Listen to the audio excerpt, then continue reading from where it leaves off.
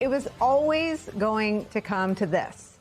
The very same Republicans who swallowed their principles, removed their spines, silenced their deep concerns about Donald Trump's lack of principles or stability or sanity, are the very same ones today sounding the loudest alarms about Donald Trump's foreign policy. Prominent Republicans now openly and publicly wondering if the leader of their party, their movement, and the country appears to be on the verge of making a deal with Iran that leaves the United States of America worse off than before the war with Iran began, as Donald Trump now finds himself stuck between relaunching a deeply unpopular war that is causing deep economic anxiety and pain for every American and eroding his political coalition and the standing of his party, or, curtain number two, accepting a deal with Iran that has the potential to leave the current Iranian regime strengthened and in a stronger position with more leverage than they were in and than they had at the start of the war. Republican Senator Roger Wicker, who notably is the chairman of the Senate Armed Services Committee, wrote this, quote, "The rumored 60-day ceasefire with the belief that Iran will ever engage in good faith would be a disaster. Everything accomplished by Operation Epic Fury would be for naught!" Exclamation point from Mr. Wicker. Texas Republican Ted Cruz had this to say, quote, "I am deeply concerned about what we are hearing about an Iran deal," in quotes, being pushed by some voices in the administration.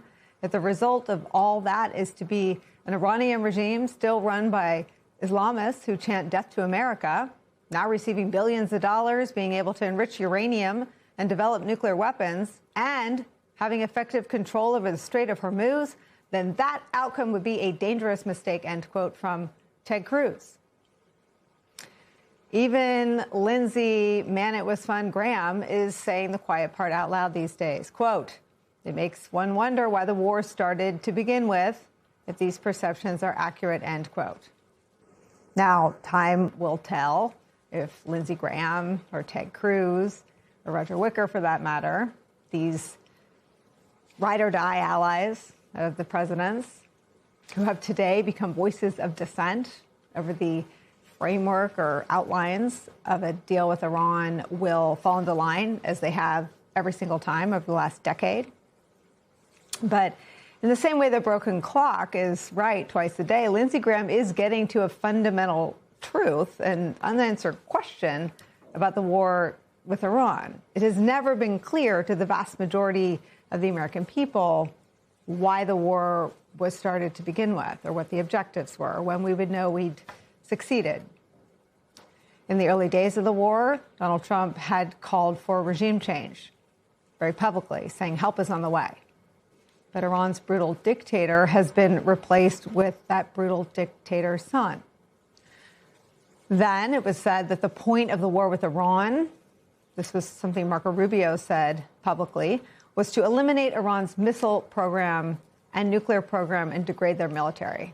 But we know that U.S. intelligence believes that Iran has retained significant military capabilities and that the nuclear program has hardly been damaged. Now, as Tom Nichols writes in The Atlantic, quote, "Now the president will end up having to sign off on a set of terms that will likely make the JCPOA, the Iran deal signed by the Obama administration, look demanding by comparison."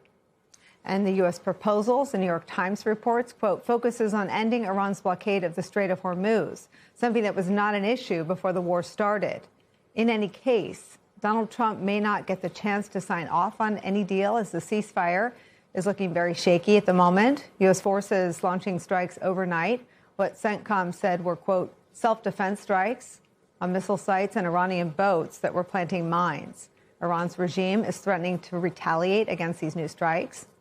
Donald Trump lurching toward a potential endgame with the war in Iran is where we begin today with some of our favorite reporters and friends. Deputy Secretary of State, former Deputy Secretary of State Wendy Sherman is here. She led the U.S. negotiating team that reached an agreement on the Iran nuclear deal in 2015. Also joining us, the aforementioned staff writer at The Atlantic, Tom Nichols, is here.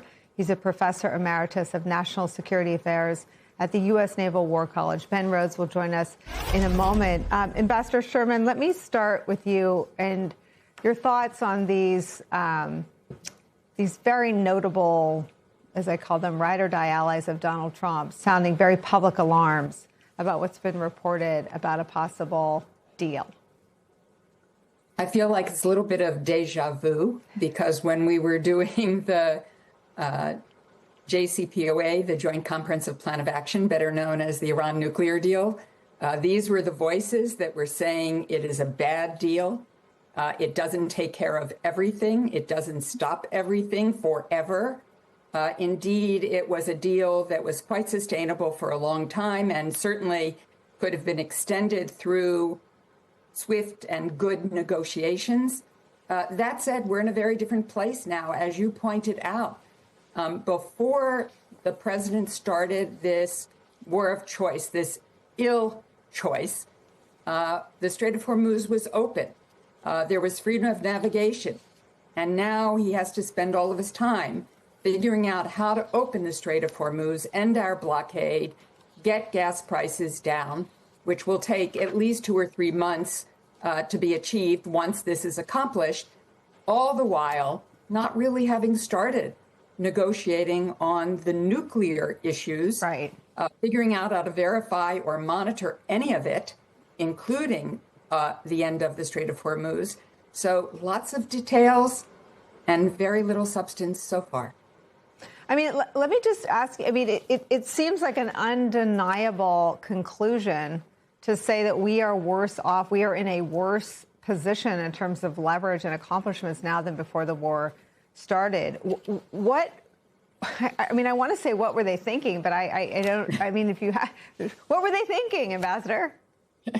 I have no idea. I've stopped trying to understand how the president thinks, other than sometimes being quite impulsive.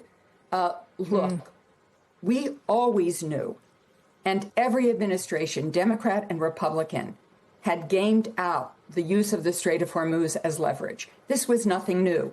We had all gamed out that, in fact, it could start an Arab-Persian war, that Iran could attack our allies and partners in the Gulf. This is nothing new. But in fact, President Trump moved forward, and all of those things happened. So the points of leverage are now quite clear that Iran has. And even if the Strait of Hormuz can be opened, if the blockade ends, if gas prices stabilize over the months ahead, we will be nowhere where we need to be. And we will all understand that at any point, Iran can do this again. Let me give you a chance to respond to Mike Pompeo, who I think is insulting Trump by insulting you, but I don't think it's quite, I don't think it lands as the flex Mike Pompeo thinks it is, especially once the White House spokesperson, Stephen Chung, gets the F-bombs involved. But let me read you Mike Pompeo's statement and let you respond. Quote, the deal being floated with Iran seems straight out of the Wendy Sherman, Robert Malley, Ben Rhodes playbook. Pay the IRGC to build a WMD program and terrorize the world. Not remotely America first. It's straightforward. Open the damn strait, deny Iran access to money, take out enough Iranian capability so it cannot threaten our allies in the region. Overdue, let's go.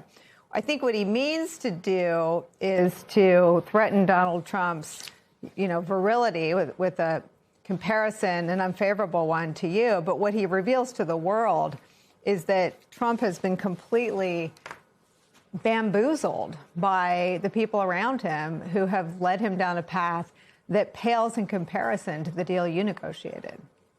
I think Lindsey Graham, in the quote that you showed, said it exactly right. It makes you wonder why we went down this road to begin with, because we are in a place that is much tougher. Look, negotiating with Iran is very difficult. They are tough guys. All guys, and they are the largest state sponsor of terrorism. They aren't. This isn't a regime any of us want, and the president started all this by saying he'd have the backs of the Iranian people. That's gone by the wayside. The president, ostensibly of Iran, started to restore the internet today to give people access, but they've been using VPNs to figure out what's going on in the world. But the lives for Iranian people are worse, not better, than when this all started.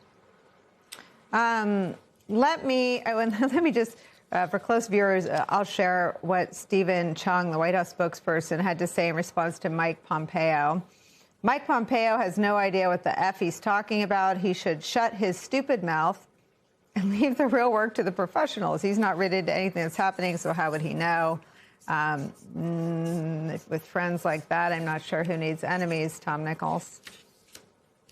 Yeah, that's some top-notch communicating from the communications director right there.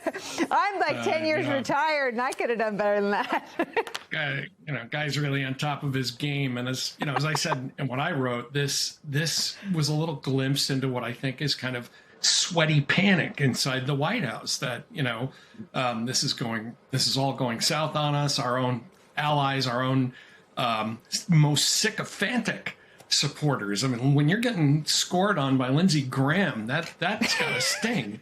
But there are two. I'll take a whack at the thing you asked Ambassador Sherman. What were they thinking? I think two things are clear. One is that Donald Trump thought this would be a war that would bring him glory. I think that's what he was thinking. I shall be the liberator of Iran.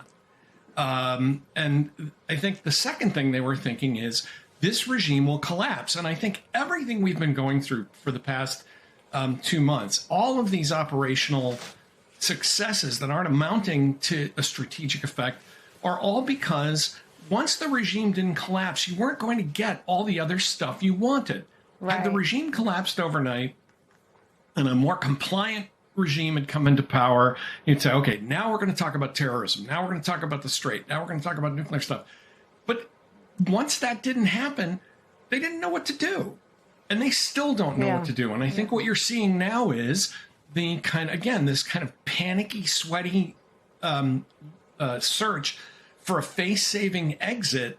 I think that's put, it's forcing CENTCOM into saying things like, well, these were self-defense strikes. These are obviously meant to be demonstrative. They're meant to show that we can still hit Iran. But to what end? What is it they think they're going to get out of this now that the regime is obviously going to stay? The Iranian people have been abandoned and now, are, as the ambassador just said, worse off than they were. The notional idea that the Iranians could choke off the Strait of Hormuz is now a reality. And we've spent billions of dollars and a lot of our weapon stocks. And for what? The strain that Trump is putting on his own party with what Republican senators call selfishness. The sound you hear is, of course, Election Day in America. We'll keep following these primaries, and voters in Texas are coming out in the Republican primary. And they are looking down the barrel of what some view as a MAGA civil war, where Donald Trump has picked the anti-Republican reelection side. That's what Senate Republicans even are saying. So kind of an unusual headline if you think about it that way. This is the runoff you might have heard about if you follow the news. You have an embattled incumbent, Republican John Cornyn, and the very controversial, once impeached, scandal-plagued Ken Paxton, who netted a Trump endorsement. And that's got Republican senators and strategists mad. They say it makes it less likely that they'll hold the Senate. Some have called this a brutal primary that leaves Republicans in tatters. Of course, it all depends on whether the eventual nominee can win. But it paves the way for a rising star in the Democratic Party to have what, again, even Republicans say is potentially a better shot at turning this seat blue. Now, if you're watching the news going, I feel like I've heard about this before, it is true. We have heard many times about efforts to turn Texas blue that have not actually won, or as the kids would say, manifested. But why is this time different? Well, Paxton has more than your usual amount of MAGA baggage. He had to settle a federal corruption indictment. He was impeached for alleged fraud and obstruction of justice. His wife filed for divorce amid these allegations, and those are allegations. Of course, a divorce proceeding can go on in court, but it is a matter of public record for voters to be aware of that there are allegations of multiple affairs. I will note that he was acquitted in his impeachment, and he has asserted that he is innocent of all corruption charges. But this is politics, not a court of law. The Republican senators were basically unanimous at wanting the non-impeached, non-scandal-plagued incumbent Republican to be their choice. The candidacy has divided many, including even some couples in Texas. It's not a great choice, either one, really, but I think I lean towards Paxton for sure. He's local. Cornyn hasn't always been with the Republicans the way I would like, but it was a tough choice. But I did vote for Paxton on the runoff. What are your thoughts about Paxton? Crook. Yeah, that's it, period. He's just a crook. That's an independent talking. When the economy is taken into account in the summer, people plan their trips, they think about gas prices, they think about what they can afford, and it's less under Trump. Here was a White House official, though, today. The thing that I've seen when I look at credit card data and other things that I can get for the private sector is that while people have been spending more money at gas stations, they've been spending more money at everything else, which means that they're still very, very optimistic about the state of the economy. You can ask yourself whether transferring your planning and your budgeting to your credit card reflects, quote, optimism or just the crunch of the fact that things are more expensive and people go into credit spending to say, all right, well, we'll do the July 4th trip on the card and we'll figure the rest out later. It's more of reality than optimism, and it's a rising price problem that Trump promised and has now failed to fix. 59%, meanwhile, say Trump lacks mental sharpness. Many people skeptical of his health problems. He says he got a clean bill of health after a third in-person doctor visit in just over the year. Skeptics, though, have been raising questions about everything from the appearance of his hands to recent events where he has his eyes closed in meetings, whether you call that a nap or something else, is the eye or the closed eye of the beholder.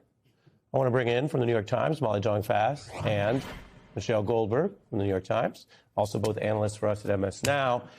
Michelle, we start with Texas, where I want to be objective. If Paxton gets the nomination with Trump's help and ultimately holds the seat, then it may have cost them a little more, but it will feel like noise. If they blow a seat, though, in a red state because Trump just didn't care about holding the Senate, that would really be something. Yeah, I mean, it would be astonishing. This has been the white whale for Democrats for as long as I've been covering politics, the idea of a Democratic senator from Texas. And I think most people who follow Texas think that Tallarico has a better chance against Paxton because he is so plagued by, scandal, both in terms of kind of bribery and corruption, but also just in terms of this very ugly and messy divorce. At the same time, the amount of the way that these Republican senators are showing so much kind of angst and sense of betrayal over Donald Trump stabbing John Cornyn in the back, it's like, this is the line for you? Mm-hmm. I mean, to me, that's what's astonishing, is that you see them all say, well, now we're going to stand against the ballroom, right? Now we're going to stand against the slush fund. Now we're going to vote for a war powers resolution because how dare you take out our friend potentially to help take out our friend John Cornyn. And I think it just goes to show how utterly insular they are, right? That this is the line that Trump can cross that will finally make them say, this man is out of control. Yeah, I mean, your criticism makes a deep point. If you remember in The Dark Knight, where the Joker says, and this is his cynical view, he says people are only as good as they're allowed to be. Mm. And whatever the cowardice or narrowness, or you called it insularity, of these Republican senators, apparently they are only as independent as they think they're allowed to be. And having watched a move that in the narrow math of the Senate, they perceive, let's put aside whether it happens, as I said, we don't know. They perceive it as materially making it more likely they lose the Senate. Mm-hmm. And that, as you say, unloads them to say, well, maybe we will stand up against your ballroom. Yeah, exactly. I mean, and what's so bizarre, too, is that it's actually only by kind of standing up against Trump in these very small ways that they might have a chance, I think, or have a better chance of holding the Senate. About this and doing some research, a nurse in Queens who makes $75,000 a year pays more than $12,000 a year in taxes. Does that really make sense? If people want me to pay more billions, right, then let's have that debate. But don't pretend, that's going to solve the problem. You could double the taxes I pay, and it's not going to help that teacher in Queens. I promise you.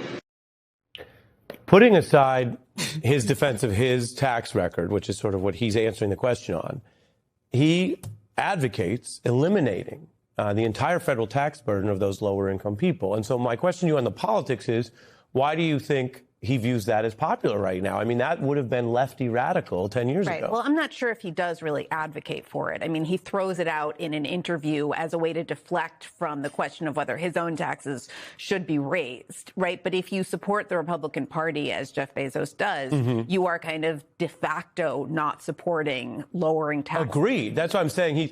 He's with the president, so we know where he is on policy, but there's something that he thinks is popular. Well, I think that a lot of these, especially in the technology industry, right, they know that artificial intelligence, or at least they suspect that artificial intelligence is going to be terrible for a lot of people's jobs. And they know that there's going to be, sort of metaphorical pitchfork wielding mobs coming for them, right? They're already fantastically unpopular. And so you see them kind of paying lip service to things like, yes, eliminating their tax burden, a universal basic income. They throw all these ideas around, but they never actually then kind of support redistribution when it actually counts. On night one of the Colbert Report back in the day, I said, anyone can read the news to you. I promise to feel the news at you. And I don't know about you, but I sure have felt it. Stephen, I'm here on behalf of Paramount. They wanted me to read this statement. Paramount strongly believes in covering both sides of any black hole that is swallowing everything we know and love. That's what we thought America was, just the land of the free, the greatest democracy. That was what it was. Yep. That was it. Yeah. Still is, hopefully.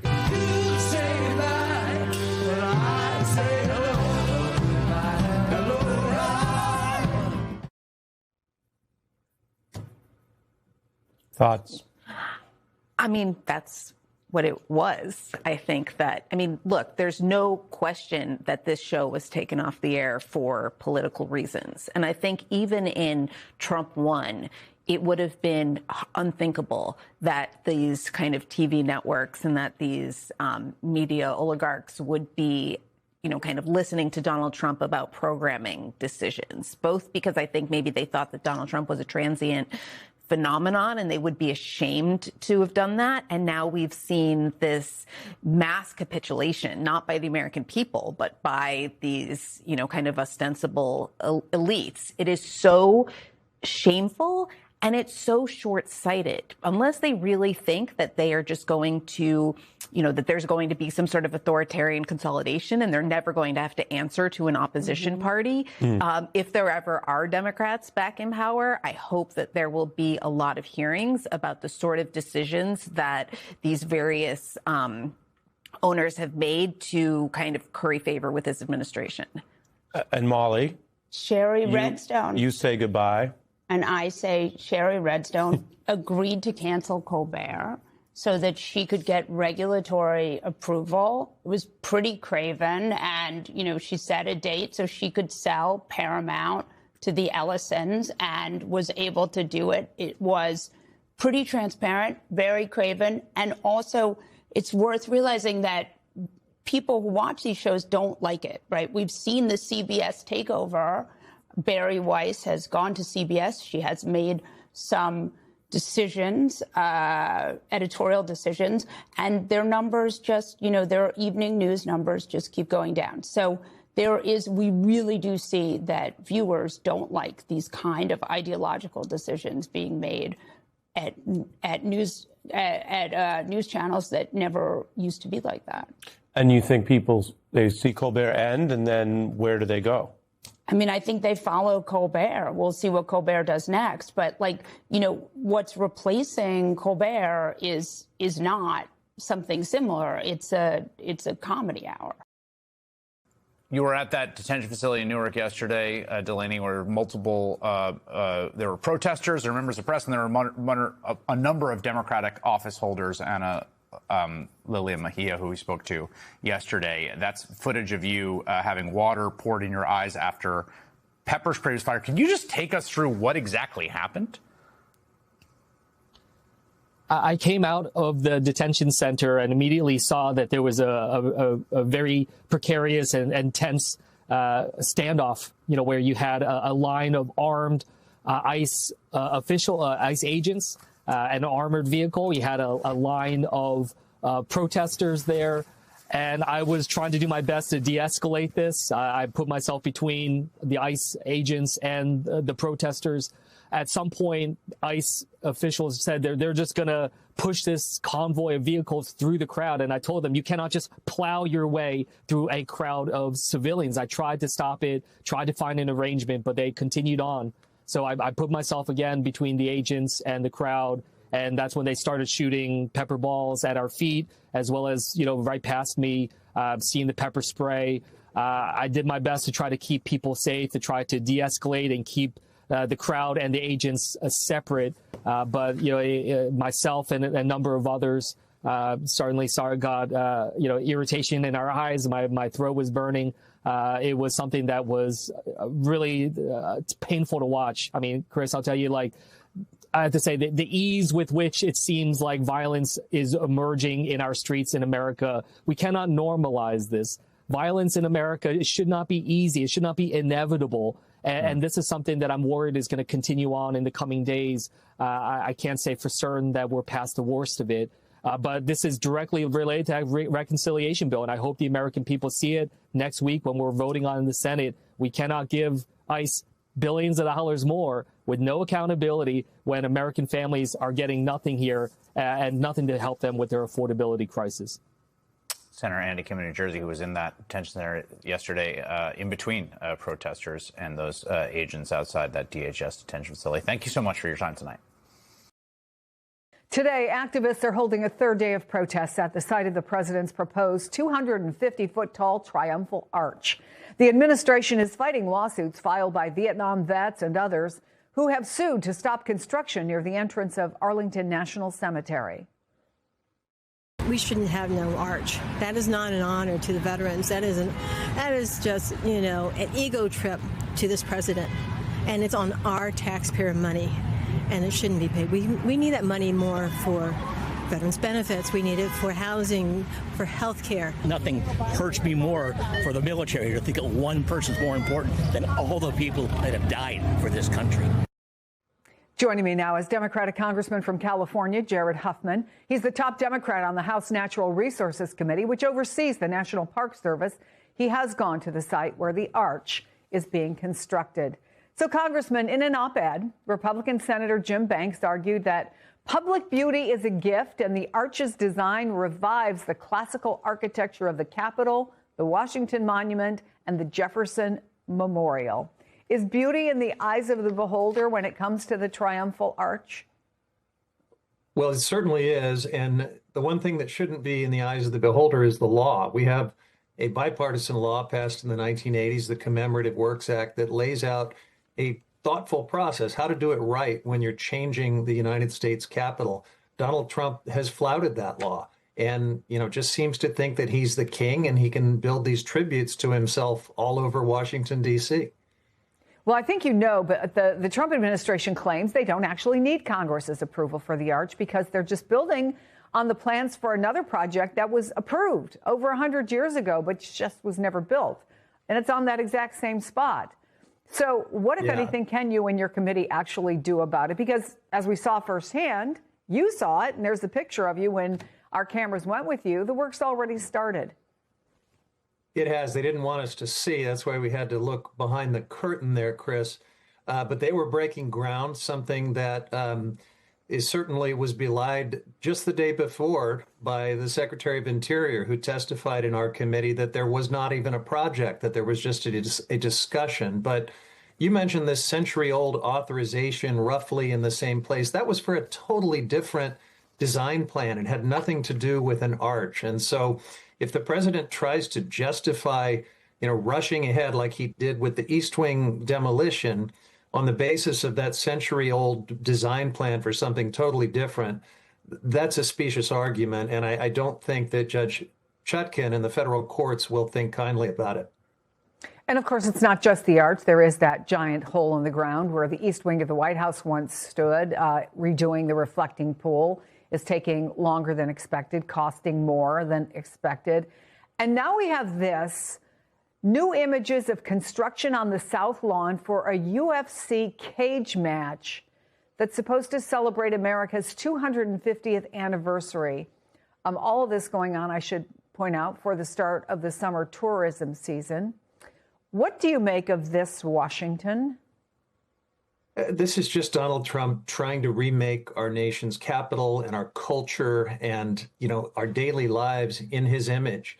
And this is just not America. We don't have a king. We have a very diverse country. Not everybody loves UFC fights and wants to celebrate them at the White House. Not everybody wants these military parades on Donald Trump's birthday. They don't want Donald Trump's name on buildings all over town. And they don't want this gaudy Arc de Trump obscuring the view of Arlington Cemetery. So all of these things, any one of them in isolation might seem fairly trivial, but the bigger picture is we've got a president who is off the rails, who thinks that the rules and the laws about our nation's capital and commemorative works just don't apply to him. When you talk to members of your committee and the folks who oversee the Park Service, do Republicans express real concerns to you? They roll their eyes. But they won't find the courage to stand up to President Trump. I'm so impressed that finally the dam broke in the United States Senate over this slush fund, and they did finally stand up to the president. I hope that we see more of that. And before we go, I want to talk to you about redistricting, because your district in California, I think it's fair to say, was significantly redrawn ahead of the midterms. You're still in a solidly Democratic district. But do you have some larger overarching worries about redistricting around the country? Some of those obviously still being fought in court. And the fact that some people are predicting this is just going to cause chaos in the midterms. Well, the chaos has already begun. I am very worried, Chris. I think we're in a race to the bottom on political gerrymandering. I don't like gerrymandering at all. I'm appalled that this Supreme Court blessed it as something that is perfectly fine to do. And what you've seen since then is just the worst gerrymandering in modern history, perhaps ever. And now even racial gerrymandering is underway throughout the South. So my hope is that voters across the political spectrum will be disgusted by this, and that it will perhaps set the stage for nationwide redistricting reform so that we can just end the entire scourge of political gerrymandering and racial gerrymandering once and for all. We have only a minute left, but there's one argument that says exactly what you just said. It's time for us to all come together and get something in place. It was every 10 years, right? The other part of it is we're in the cycle now, and it's not going to end. We are on the hamster wheel, and the hamsters aren't going anywhere. What do you think realistically is going to happen here, Congressman? I think both those arguments are true in this moment. Certainly, Democrats cannot unilaterally disarm, given this race to the bottom that Trump has initiated. But we've got to look at the horizon and what is sustainable for this democracy. And you can't just have these cycles of gerrymandering and, the worst possible abuses of the political system. We've got to reset this thing. And my hope is that we can do that under a Democratic Congress in the near future. Congressman Jared Huffman, thank you. It's good to see you. We got some more serious business to discuss. Tomorrow, the president has called a cabinet meeting to discuss foreign policy updates, among other things. And there are several updates tonight in the Middle East. Earlier today, Iran was threatening retaliation for what the U.S. called self-defensive strikes that happened yesterday. The U.S. spokesperson said targets included missile launch sites and Iranian boats attempting to place mines. And that Central Command continues to defend our forces while using restraint during the ongoing ceasefire. Secretary of State Marco Rubio said it could take a few more days to negotiate a peace deal, but that's just after saying over the weekend that progress had already been made. Watch this.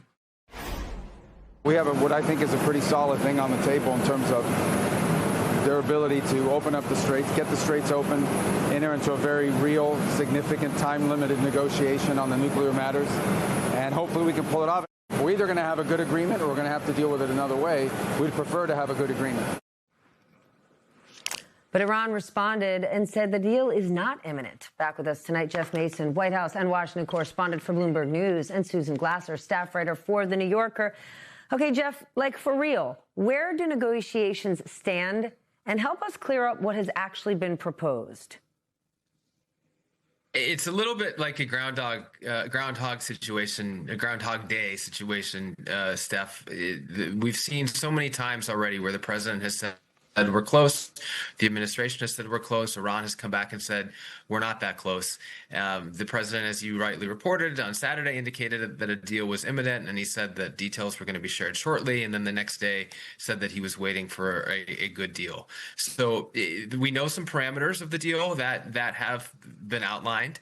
But it is hard to gauge how close they actually are, and it is hard to see where it goes from here, considering the fact that you had these U.S. strikes yesterday and with Iran's threat of retaliation. Susan, we keep hearing these veiled threats from both Marco Rubio and President Trump, but the New York Times reports that the president's pressure campaign has had little effect on Iran's terms for a peace deal. Is he going to accept that he doesn't have the leverage that he thinks he does? I mean, look, is the sun going to come up tomorrow? I don't know. It's been raining a lot, right? So. I mean, let's be clear, right, that Donald Trump is shredding over the course of this last month, what remains of America's international credibility. There's this sort of aspect of every day claiming that a deal with Iran is, hours away, minutes away, days away, and it doesn't happen. It's actually been more than a month of the ceasefire being extended without any meaningful prospects for a deal. And the deal that they're talking about, by the way, would largely be an agreement to, on what terms is unclear, reopen the strait while agreeing only to talk about in the future resolving the nuclear issue that Trump claimed was the reason that he went to war in the first place. So it's basically right now, as I understand it, they're talking about whether in the next phase they could talk about an agreement on the future of the Iranian nuclear arms program. So, it's not much of a deal. And even that they haven't been able to achieve, first of all. And then I think it's so important to underscore, why does Trump keep doing this? Because it works. Because people can't believe that the president of the United States is lying to them, that he's not telling the truth, that the deal is not going to happen in the next few hours. I mean, I've seen perfectly credible, not naive people again and again and again fall into the trap over the last couple months of thinking, okay, well, maybe Trump is exaggerating, but surely the deal is, hours or days away from happening. The markets have responded as if they believe Trump has credibility and again been caught out by it. And I think we have to say that Trump has this playbook because it, to a certain extent, works, or at least buys him time. Okay, but here's the thing. It works as it relates to the market. The market believes it, investors believe it, and the market keeps going up. But let's look at the reality of things. As far as we know, the Iranian regime is still intact. The country seems more emboldened over its control of the Strait of Hormuz than ever. Iran has denied agreeing at all to give up their enriched uranium. And meanwhile, here, the cost of living has gone up. The global economy is strained. We could face all sorts of shortages in the weeks and months to come.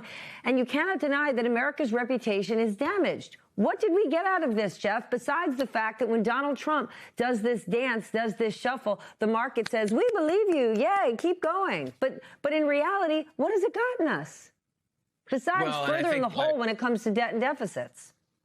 And I would add to that the question that you just asked me is the question that some Republicans are asking of the president as well, and that is politically perilous for him. And you have senators such as Senator Ted Cruz, Lindsey Graham, worried that President Trump is going to get out of this war now too quickly, and may perhaps ruin the purposes or not achieve the purposes that they wanted and Hawks wanted him to achieve by going in the first place. And the political problem with that is he's facing sort of pressure from both sides. He's got that pressure that I just identified, and then he's got the pressure that you were referring to, which is the economic consequences that the United States is already facing and will continue to face as a result of this war. Primarily the increase in prices and specifically the increase in gasoline prices, which of course are a political albatross for Republicans and for the president going into the midterms in November. Despite that, To Jeff's point, you are seeing some pushback from the likes of Ted Cruz, from the likes of Roger Wicker, and the fact that Lindsey Graham, who right now could be considered president of the Donald Trump fan club, the fact that they're pushing back in certain terms, what does that tell you, Susan? Now, look, remember, the U.S. started this war along with its partner Israel in the region. The Israelis have been very concerned that Trump has basically sort of gone on his own in these talks with Iran. They have been concerned that Trump is cutting off the war while enabling Iran to retain much of its ballistic missile capability, in addition to its possibility of resurrecting its nuclear program. Both of those are considered to be very serious, if not potentially existential threats by Israel. So one aspect of this is you see some of Israel's strongest supporters here in Washington speaking out very loudly, pushing back as the gap has widened between what Trump's interests seem to be and what Israel's interests seem to be. So that's one aspect of it. I think there's also, to a certain extent, you can ignore reality for only so long. And part of it is the reality that this is a major embarrassment for the Trump administration. And you see some of his very strong, very vocal supporters understanding that if you end the war with the Iranian regime intact, with the global economy having been disrupted, and with Iran now understanding that it can weaponize the Strait of Hormuz practically at will, and that it's a potential source of billions of dollars of revenue going forward, that's not going to be considered a victory, even in the la-la fantasy land in which Donald Trump operates on social media. And so I think some of it is simply Republicans saying, hey, wait a minute here, this isn't working out too well for us. All right, well, let's stick with Israel, because at the same time, the president is now pushing Saudi Arabia and Qatar to recognize Israel, along with several other countries in the region. He wants them to join the Abraham Accords. What is the thinking behind this? When we are so far away from the finish line, a peace deal, any sort of compromise on several other very complex agreements, why put this on the table now, Jeff? It's a couple things. The first thing that comes to mind to me is legacy, which is an issue or a theme that is absolutely defining President Trump's second term. You see that at a local level. You see that in terms of the ballroom, in terms of the construction projects that he's doing here in Washington. And you see that on a policy level with regard to Iran. He often will say this is something that previous presidents should have done. Now he's wanting to be able to show that he achieved a goal in Iran and in the Middle East that other presidents were not able to do. And that includes the Abraham Accords. It was interesting to see his language about that in his social media post. He said he wanted other countries mandatorily to join the Abraham Accords.